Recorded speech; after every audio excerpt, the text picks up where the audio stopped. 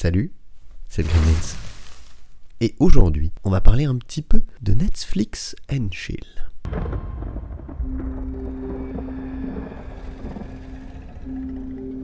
Ouais, donc je disais, on va parler de Titan. Si tu me suis depuis un petit moment, tu sais que Batman et moi, on a une relation assez privilégiée. Voilà, je suis Bruce Wayne. Et donc, Titan étant inscrit dans l'univers de DC, honnêtement, je l'attendais pas du tout. Je suis pas spécialement fan des reboots ou de on revoit les origines de tel perso pendant 90 000 ans. Donc cette adaptation Netflix, je ne l'attendais absolument pas. Et pourtant, j'ai été incroyablement bien surpris. C'est-à-dire que, déjà vous pouvez oublier Batman. Il a effectivement une présence, mais elle est extrêmement légère, elle est juste mentionnée, on va dire, parce que c'est pas lui qu'on va suivre, c'est pas ses aventures qu'on va suivre. Ce qu'on va suivre, c'est le groupe de Robin, Raven, Starfire et Changelin. Enfin, je crois que je dis pas de conneries. Et normalement, il y a Cyborg. Sauf que Cyborg, il sera pas...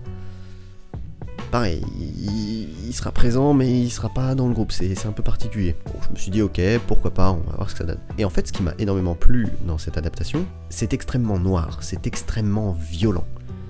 On n'est pas sur des super-héros qui sont là pour changer le monde, faire en sorte que tout se passe bien, c'est joli. Non. On va suivre un Robin, en fait, qui déjà remet en question tous les préceptes de Batman. Parce que pour lui, Batman, tous ses choix sont faits par intérêt personnel. Et non pour le bien de la ville, pour le bien de Gotham. Et c'est ça qui est intéressant, c'est qu'on va voir le point de vue de quelqu'un qui a toujours cru en Batman, qui a toujours écouté ses conseils, suivi son entraînement, qui a été élevé par Batman, et qui arrive à un point de sa vie où il n'est plus en accord avec son éducation. Et c'est à tel point qu'on est sur le type de justicier qui va choper les criminels, prendre leur tête et les exploser dans des vitres de bagnole pour ensuite écraser leur tête sur les morceaux de vitres restants qui sont coupants pour juste récupérer des informations ou juste les punir en fait. Lui, son but, c'est vraiment la punition parce qu'il a été témoin de situations où la justice n'a pas fait son travail, malgré que toutes les preuves aient été réunies, malgré que les terroristes ou criminels soient incarcérés. Ce qui le rend ouf, c'est que justement ce genre de personne est relâché, et que la justice est insuffisante.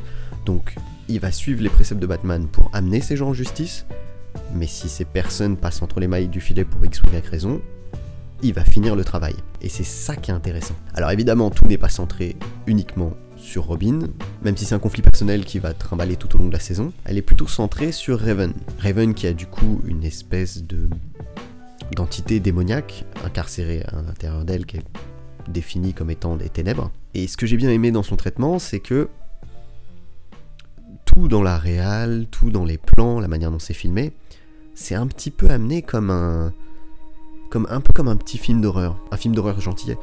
Mais c'est vraiment cette idée-là elle a un monstre à l'intérieur d'elle, et elle va essayer de trouver des solutions pour s'exorciser, pour éviter de faire du mal autour d'elle, pour éviter qu'elle blesse ses proches, et en même temps, en parallèle de ça, elle a une quête identitaire pour comprendre qui sont ses parents, d'où elle vient, etc., qui va fonctionner de pair, du coup, avec Dick Grayson, donc avec Robin. Pour moi, l'intérêt principal de cette série, il est là, c'est pouvoir regarder une histoire de super-héros qui est pas une belle histoire, qui est pas basée sur l'humour, qui est pas basée sur des belles choses, c'est quelque chose de noir, c'est quelque chose de réel, c'est ancré dans le réel, que ce soit au niveau des villes, parce que l'histoire se passe à Détroit par exemple. Il y a plein d'autres petits éléments qui vont ramener l'histoire à mi-chemin entre le réel et la fiction, parce qu'il y a des choses qui se passent à Gotham, il y a des choses qui vont se passer à Détroit, mais du coup ça casse cette distance qu'on a avec les super-héros. Après, en toute honnêteté, le point faible de cette série, c'est les effets spéciaux.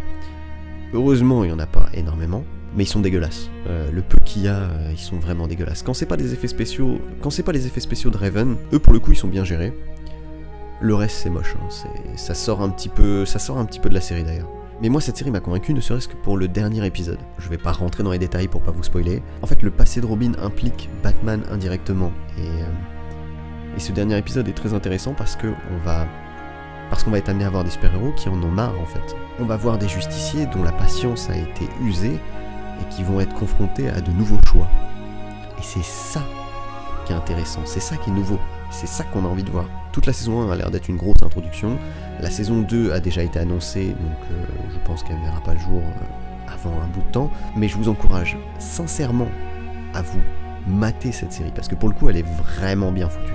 D'ailleurs, j'aimerais bien l'avis de ceux qui l'ont déjà vu, et faites bien gaffe à mettre des spoilers pour pas gâcher le plaisir à ceux qui ne l'auraient pas encore découvert. C'était Anthony le Gremlins, je vous fais des bisous et je vous dis à la prochaine vidéo. Ciao.